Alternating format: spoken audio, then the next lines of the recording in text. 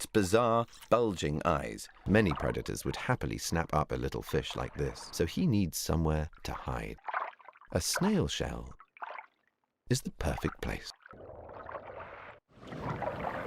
But it's already occupied by a two-spot octopus.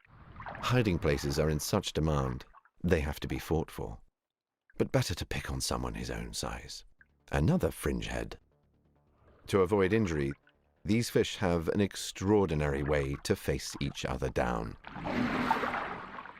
Their mouths can expand 3 times wider than their bodies. And there's even more to this jaw-dropping display. Invisible to us, their gape is enhanced with a striking ultraviolet warning.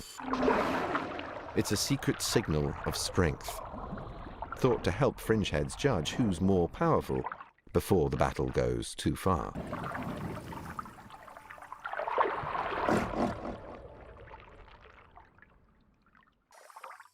Evicted, but at least unharmed. Now he's the one exposed, while the intruder takes shelter from the outside world.